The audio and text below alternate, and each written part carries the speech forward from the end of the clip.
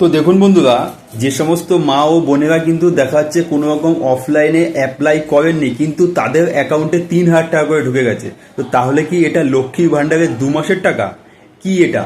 তো বন্ধুরা, আজকের ভিডিওতে এই ব্যাপারে কিন্তু বিস্তারিত আলোচনা করব। ভিডিওটা কিন্তু অত্যন্ত গুরুত্বপূর্ণ হতে চলেছে আপনাদের সকলের জন্য। শেষ অবধি অবশ্যই থাকবেন এবং ভিডিওটিকে অবশ্যই বেশি বেশি করে সকলের কাছে শেয়ার করে দিন, যাতে এই কনফিউশনটা দূর হয়ে যায়। তো দেখুন বন্ধুরা, আপনারা সকলেই জানেন যে গতকাল থেকে কিন্তু অন্নপূর্ণা ভান্ডারের 3,000 টাকা সকলের অ্যাকাউন্টে ঢোকা শুরু হয়ে গেছে। যারা যারা কিনা 1 জুন পর্যন্ত অফলাইনে ফর্ম ফিল আপ করেছিলেন, যেটা কিনা মাননীয় মুখ্যমন্ত্রী শুভেন্দু অধিকারী মহাশয় জানিয়ে দিয়েছেন, আগেই জানিয়ে দিয়েছিলেন। এবং এর সাথে সাথে কিন্তু দেখা যাচ্ছে অনেকেই কিন্তু এটাও বলছিল যে কোনোভাবেই কিন্তু বিজেপি সরকার 3,000 টাকা দেবে না, এটা মিথ্যে কথা। অনেক রকম কথা কিন্তু অনেকেই বলছিল, আমার কমেন্টেও কিন্তু অনেকে বলেছে, চাইলে আপনারা দেখে নিতে পারবো। কিন্তু দেখা যাচ্ছে সেক্ষেত্রে কিন্তু বিজেপি সরকার প্রমাণ করে দিল তারা কিন্তু ভোটের আগে যেরকম কথা দিয়েছিল সে মতোই কিন্তু তারা 3,000 টাকা অ্যাকাউন্টে ঢোকানো শুরু করে দিল।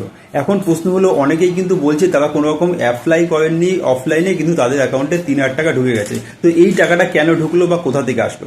তো সেক্ষেত্রে যেটা জানা আছে, অনেকে কিন্তু আবার এটাও বলছে এই যে 3,000 টাকা যেটা তাদের অ্যাকাউন্টে ঢুকলো, এটা লক্ষ্মীর ভান্ডারের 2 মাসের টাকা।